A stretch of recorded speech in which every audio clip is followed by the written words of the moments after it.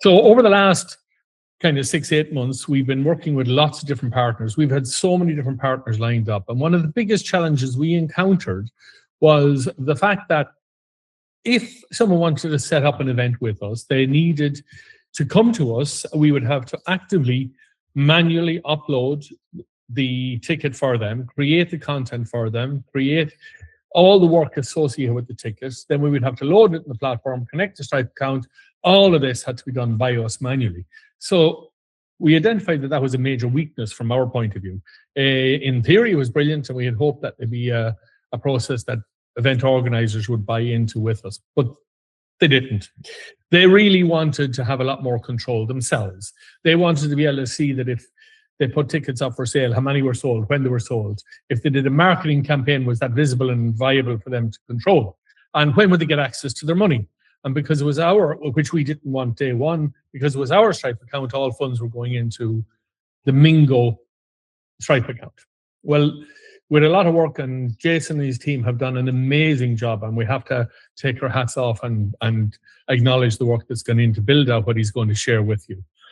We've built out an entire platform that allows event organizers control and manage their own tickets.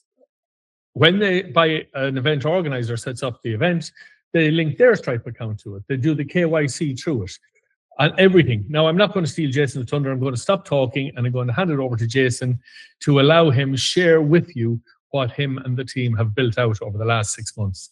And to me, being honest, and all the event organizers we share this with, they are highly impressed.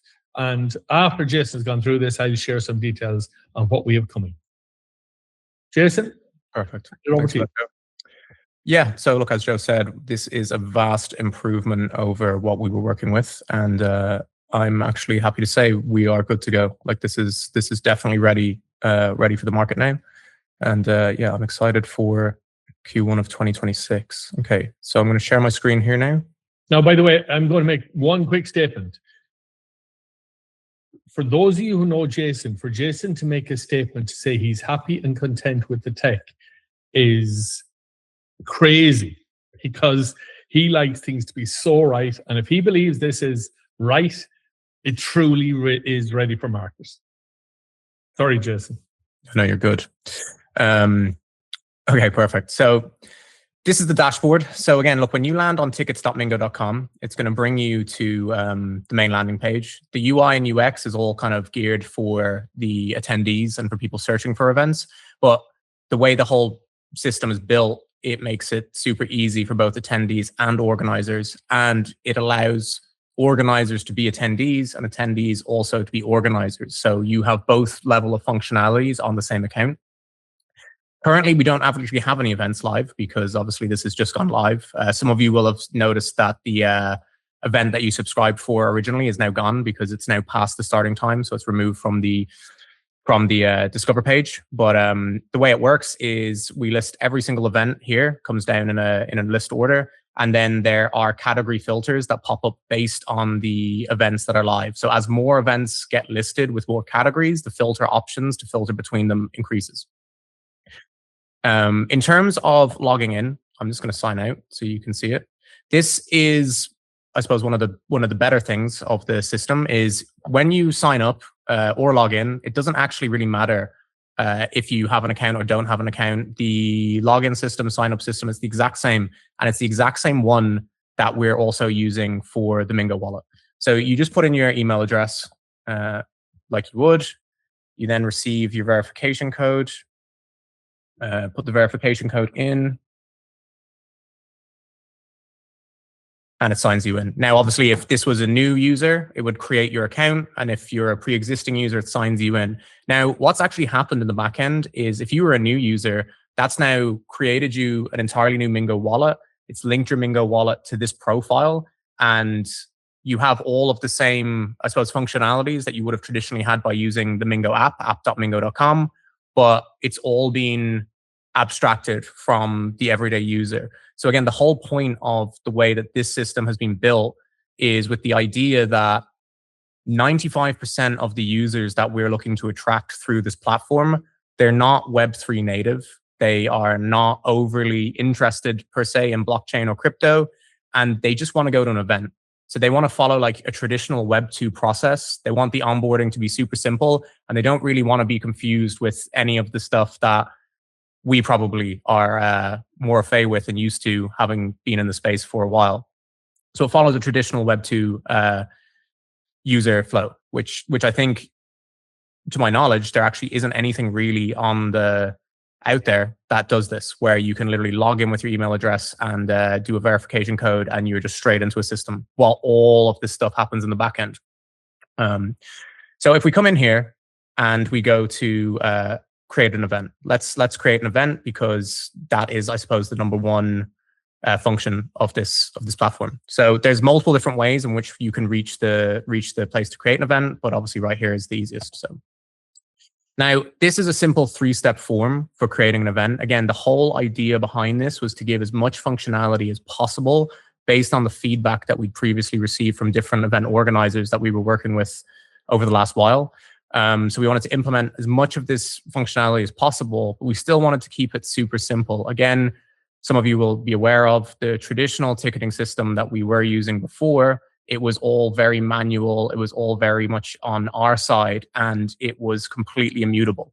Again, one of the issues with working with blockchain and doing stuff with DLT is that once you assign it on chain, there is no way of changing that. So we had to come up with ways to, I suppose, give it a more traditional user experience.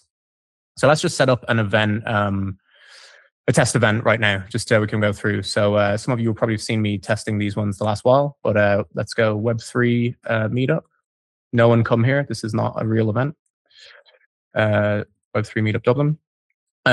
Here is your APIs are all logged into this. So basically Google Maps is in here. So if you just start typing in anything that you're looking for, it will start populating different options that are here.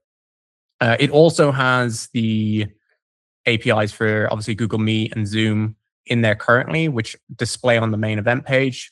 The next iteration, they will only be disclosed in the ticket at the time when obviously the event goes live. You obviously need to select a date. So let's put in today and let's change the time just so it resets faster. And then you've got your event photo. So again, the great thing about this is it's completely editable. So before, you could not change these events. You couldn't change any of these details once it was stored on chain. If you wanted to edit this at a later stage, you couldn't. Again, that was an issue for a lot of event organizers because plans change, things change. Okay, so this one here is your memory photo. This is the only thing that is uneditable. So obviously, this is the NFT, the collectible memory. This is the artwork that's redeemed at point of entry when your ticket is verified. So let's go Web3 meetup. Here is just, look, it's a standard rich text box. You can put in anything there. You've got your different bolding, H1s, all that kind of stuff. Okay, so let's go next. Now, the second step is where you add your tickets. There are basically an endless amount of tickets that you can add. You can add as many different ticket types as you want. So again, anything from free tickets to paid tickets, if you have VIP tickets, if you have different section seating, different custom ticket types, allows organizers to have full control over anything that they want to do within with their event and their ticketing. For the purpose of this, let's just stick with one. So we're just going to go standard. Now, the other thing that's great about this is we can do free tickets. So again, previously, the system was unable to do free tickets because of the minting costs and some of the transaction costs involved with creating tickets. That's been abstracted now totally. Organizers are looking to give out some free tickets. Maybe they're looking to do a free event. Maybe it's a press event. It gives a completely unrestricted scope for what's possible in relation to the events that we can have and also the ticket types that they can sell. The other thing as well is the ticket price is linked to Stripe. So it won't do it for me now because I'm obviously set up already. But if you try and enter a price at this point and you're a new user, it will automatically prompt you with a Stripe connection. All you literally have to do is add your email address and your password if you already are a Stripe user, and it will set everything else up for you and connect everything into the back end. So again, it's streamlining this onboarding process for all users, whether you're an attendee, whether you're an organizer. It's really, really quick. If you don't have a Stripe account, it will then make you go through their 3-step form in order to onboard. Part of that, like Joe had mentioned, is that Stripe will obviously make anyone who is creating an account with them KYC. So currently we are not KYCing up front, but if you are running a paid event and you are using payment providers that we've selected, the payment providers themselves will be KYCing their customers in order. It adds an extra level of protection, I guess, that the people that are listing paid events are listing genuine events. For the sake of this, let's just say it's free, and then let's just put 100 tickets in there. Now, again, you can start the sale immediately, or you can start the sale at a later date. You can obviously run the sale till the event starts, or you could have the sale end prior to the event starting. We also have a require approval feature. So for instance, if this ticket type was a VIP ticket, or maybe it was a free ticket, but it was for people that you had invited, by pressing require approval, you get notified in your organizer dashboard of all the people that are looking to obtain this ticket. And then you can then approve them, disapprove them, and can kind of manage that functionality. So again, it's an extra step to give more control to event organizers and to, again, give more options when it comes to how you're creating your ticket types and how you're distributing those ticket types. Then lastly, it is the category. So again, these are the different categories that that you can go with. Obviously, more and more will get added as more events come online.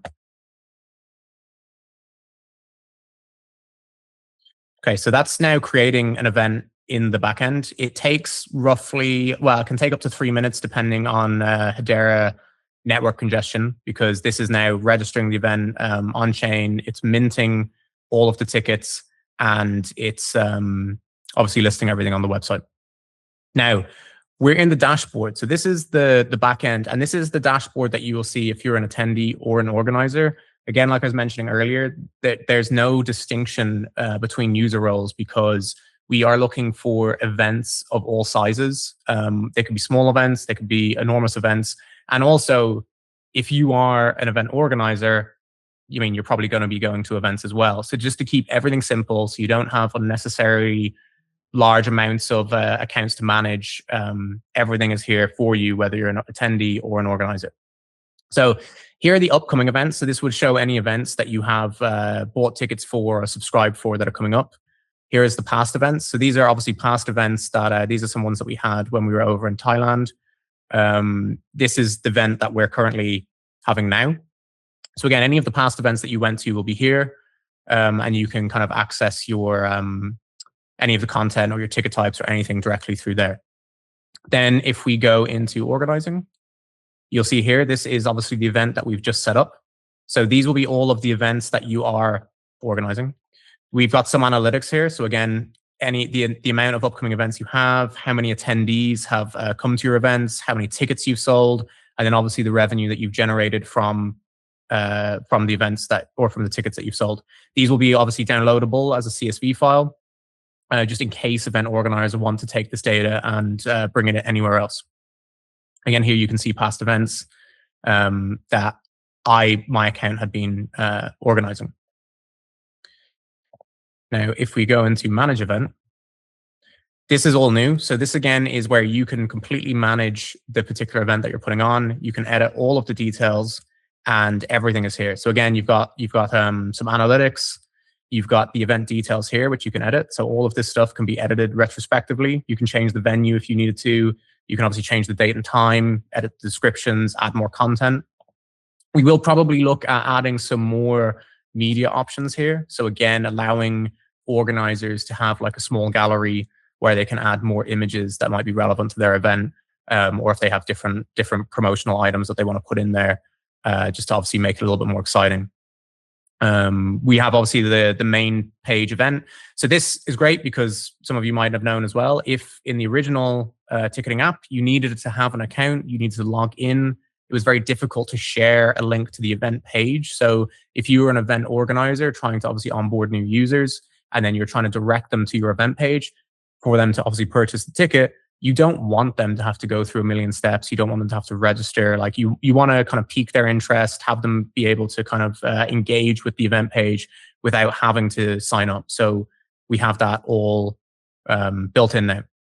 Obviously, when they go to buy, it just instructs them to do the simple sign in and then goes into the payment facility. We have Twitter and Facebook currently integrated for the automatic sharing, but we will be adding, the full range of socials in there again to make it easier to share. Okay, so then registration, again, completely customizable even after the event has gone live. We obviously have the one ticket here that we can go in and we can edit this ticket.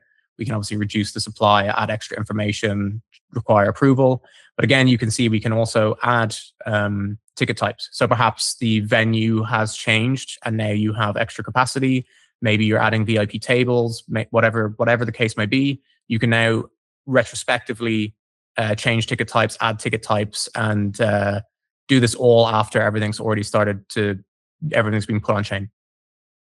Here you have your guest tab. So again, this is giving you all the attendees. This will give you a list of every single attendee that's coming, gives you their email address, gives you their name, gives you contact details, contact touch points, I suppose, that if you needed to reach out and contact them, you could. Again, you can take all of these attendees offline via CSV. Maybe you want a hard copy at the door, or maybe you want to add them into some sort of market. That's all there for you. The applications tab. So this is what we just spoke about with the require approval. This will give you a list of all the attendees that have applied to go to one of your events. And then again, like I was saying, you can see who's applied, you can approve them, disapprove them, and you can move them back and forth depending on what you want to do. So again, it's giving event organizers full control over every aspect. Lastly then, the check-in. So this is tied to the event page. This is obviously to ensure that only this one check-in scanner will work for this specific ticket. You wouldn't be able to scan someone else's ticket with this scanner. And the other thing as well is this scanner, obviously because this platform is a PWA, so it can run in your browser, it can run on your mobile device, it's cross-device compatible. You can essentially have this on multiple devices. So if there are if you have a full staff or full team at different points of entry, you'll be able to use this same check-in scanner to verify people's tickets. Super simple. It's literally just connected to the camera. User will hold up their phone with the QR code from the ticket on it and scan.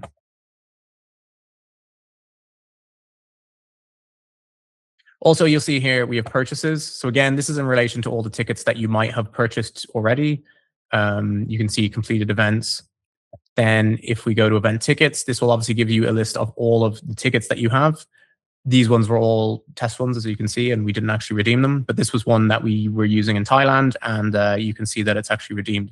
If you click into the ticket, it gives you a QR code, the event details, ticket type, redeemed or obviously not redeemed. The QR code will change. So when you click on a ticket, and it presents the QR code. When you come out of it, it will then change the QR code. So again, this is to prevent people screenshotting QR codes, distributing QR codes, just an added layer of security. The one thing as well is obviously once the ticket is redeemed in your Mingo app, if you go into your Mingo wallet or app.mingo.com, the collectible that you receive as they're paired will drop straight into your collectibles wallet. So currently it's not displayed in the ticketing dashboard. And the reason for this is that the goal of this is adoption. So this is probably one of the best market fits and one of the best use cases for NFT technology. And it's one of the better use cases for driving adoption from people that aren't necessarily Web3 orientated. However, just because we've got them in through the ticketing doesn't mean that we want their user journey to stop there. We obviously want to move them through into the wallet, into the swap functionalities, into the games, and into all of the different peripheral products that we're building. One of the ways that we see that we can do this is with the collectible NFT. Obviously, if you've gone to an event and then you then realize that you have been, awarded a collectible NFT, there's going to be a strong desire or pull to look at what you've received. This will be one of the mechanisms that we will use to bring people from the ticketing site into the actual Mingo app itself, where they'll be able to see obviously the collectible that they have, but also all of the other functionalities and all of the other products that we're building.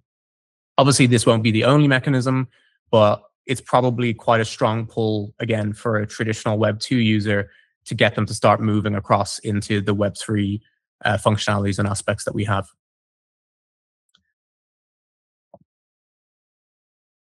So what we can do here. So now that we have an event, if we go into here, this is just a simple event page. You can obviously pick your tickets, continue to purchase, complete free registration. If that was a paid ticket, you would have literally just had the credit card box pop up that would have been connected to Stripe, add in your card details, and then buy. This will then process the purchase and will then drop the ticket into the back end of the dashboard where we've seen all the tickets currently being held. The only issue at the moment is there is quite a bit of node congestion periodically on the Hedera chain. So what we have done is built in essentially a reactivation. So if for whatever reason the node is particularly busy at the time and your ticket isn't confirmed, we'll see now, what it will do is it will just keep waiting till the node congestion is lower, and it will then sign the transaction and put the ticket into your wallet. But you'll see here if we go into event tickets, okay, no, it just went through anyway. So this one has gone through straight away, but sometimes you might notice here there'd be like a little triangle that says you need to sign the transaction. You don't need to do anything. The system will take care of itself. It's kind of a built-in function that we have just in case there's network congestion. But on this particular instance, Hedera has not let us down. So again, same ticket, same everything that we've seen, not redeemed. Yeah, so that is everything. So I guess as you can see, it's super simple. It's definitely a lot more organizer focused and has definitely provides a lot more functionality to allow a wide range of events. And it's super simple for anyone looking to buy a ticket. So no, I'm very happy with the way the system has turned out. And obviously we have a number of new things that we'll be adding in Q1. And yeah, it's exciting. That's amazing, Jason. Thank you so much for that update. Really, really exciting stuff. And it's unbelievable the amount of work you guys got done in that time frame. It's world class. And we know that firsthand from visiting with the WBC team in Bangkok 2 weeks ago. And on the back of that, we are delighted to announce that we've got a lot of events that will be populating into the system in the coming days and weeks. Quite a lot. And now we're not going to go through numbers and we're not going to give names, but it is significant, and we're thrilled to be working with Kevin and the team with WBC Muay Thai and WBC as well. So that's very exciting. Now, what I really wanted to say, this is what I wanted to share with you all. Everyone in this call or anyone who watched this video would be well familiar with everything that Mingo is and what we have and all the things that are outlined in our white paper. What I want to draw your attention to is this part.